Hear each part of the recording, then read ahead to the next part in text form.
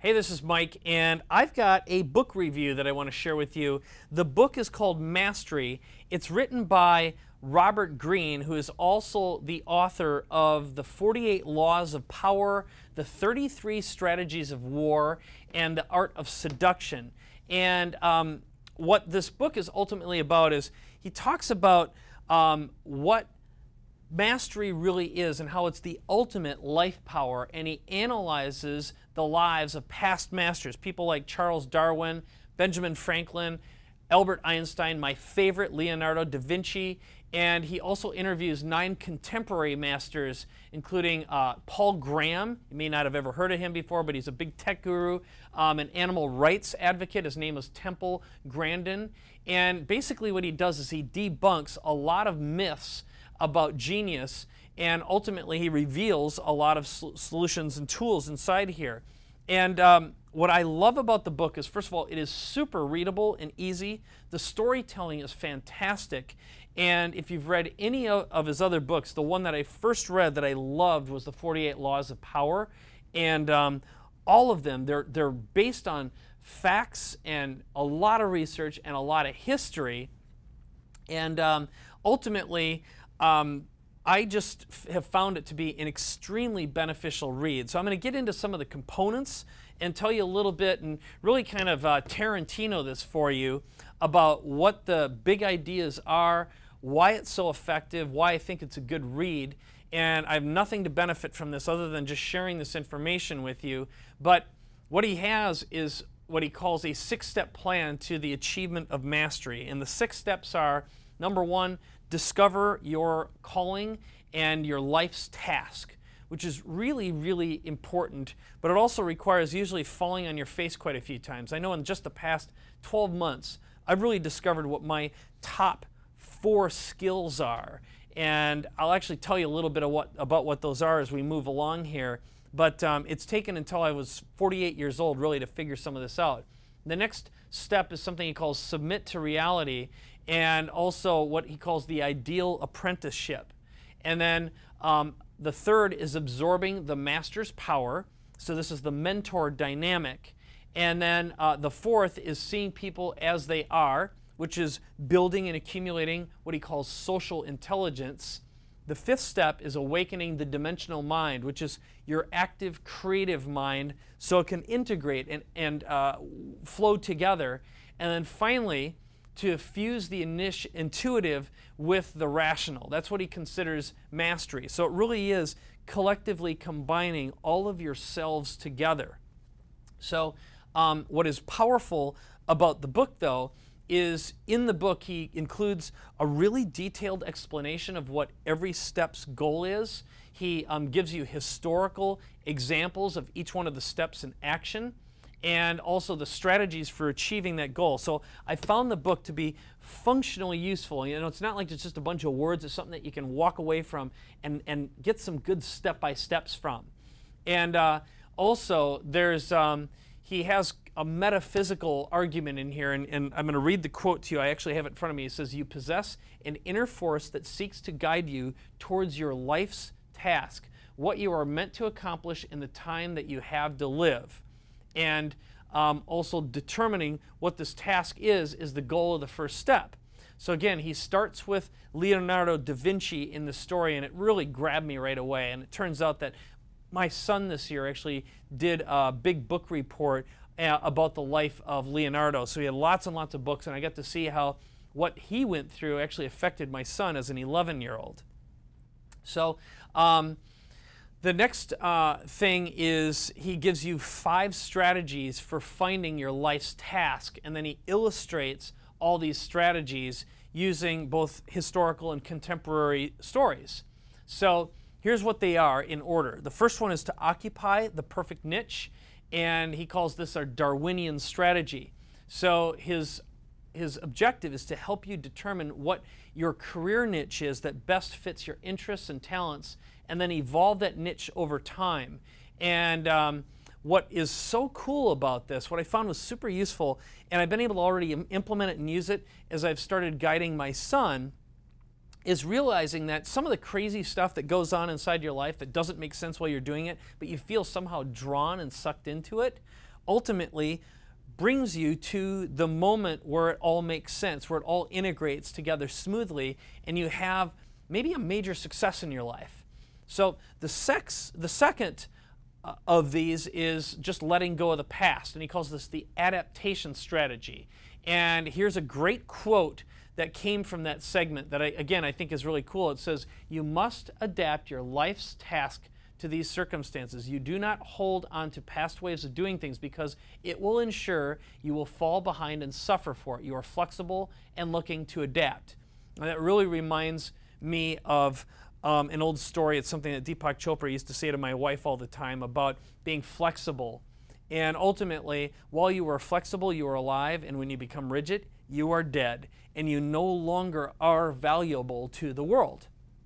So next, he gets into something he calls the apprentice phase, and this is broken down into 3 steps, okay? So the first one is the passive mode, what is called deep observation. The second is skills acquisition, the practice mode, and the third is experimentation, or the active mode.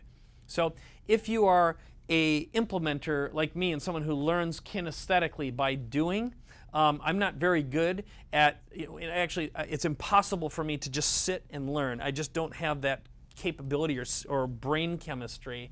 But I found this particularly interesting, and I only wish I would have had this book as a young person, for example. It would have saved me probably 20 years of pain. So he's got some really great strategies for completing what he calls the ideal apprenticeship. And now the next section then covers learning through a mentor. It's a really, really powerful part of the book, and he uses an example by someone named Michael Faraday as an illustration. So one of these things, which is really, really difficult for anyone who's ever gone through a mentorship phase, is knowing when to break away from the mentor and what to do if you can't find a mentor. So he actually ended up creating a correlation between Edison and Faraday in this example. If you know Faraday, he was a pretty famous inventor in the electrical world. And ultimately, this is about finding coaches, finding mentors as a way to find and gain deep knowledge, and how it accelerates your path to mastery. And ultimately, what he's getting at is, your path to mastery is not about doing and implementation so much, it's about right thinking. So finally, the next section deals with social intelligence and seeing people as they are.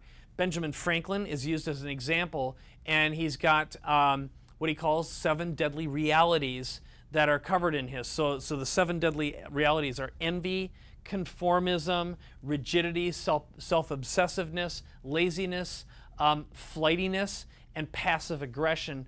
And also, he gives you strategies for acquiring social intelligence.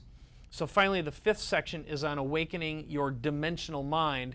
And this is where you see more and more aspects of reality and how you can implement those to become more creative, and also to develop methods of not being stuck or getting unstuck. So he's got some really, really great tools on how you can alter your perspective. So, this is a really important one. I know we talk about this in our trainings, but it's looking at the what instead of the how. So often when people get stuck in the doing and the how, they spin around and they start hoarding a bunch of doing and how stuff. So in a later training that I'm going to be sending to you pretty soon, we're really going to go into your layers of consciousness and how this is affected. The next one of these steps is rushing to generalities and ignoring details, which again is the tendency that we have is, oh, would you just please boil it down for me and give me the bullet points? And so often great wisdom comes from exploring really, really big ideas and observing mass movements and just paying attention to the emotions that are behind all those. And then the next one is confirming paradigms and then ignoring anomalies. Okay, so in other words, it's so often to fall into a spot where you see an anomaly, and maybe like the media, for example, could sensationalize something and convince a whole bunch of people that something is real when in fact it isn't. And another great one, which draws from a Sherlock Holmes example, is just fixating on what is present and ignoring what is absent.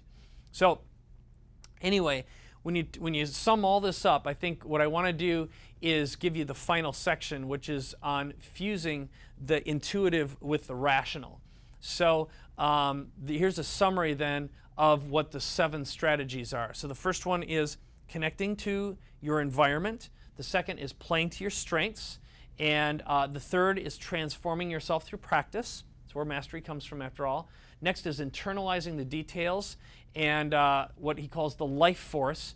So that really comes down to being able to eat, breathe, sleep these feelings over and over again, being able to widen your vision, submit to the other, which he calls the inside-out perspective, and then finally being able to synthesize all forms of knowledge. So I know I've just given you probably a lot of details here, but what I will tell you is all of this makes an enormous amount of sense once you open up the book and you read the stories. And I literally would have to read the whole book to you right now to give you all the wisdom in this. But again, I felt really compelled to share this book with you today because it's, like I said, it's an easy read. I sat down and read the first third of the book in just a couple hours and felt that I really grokked a lot of it.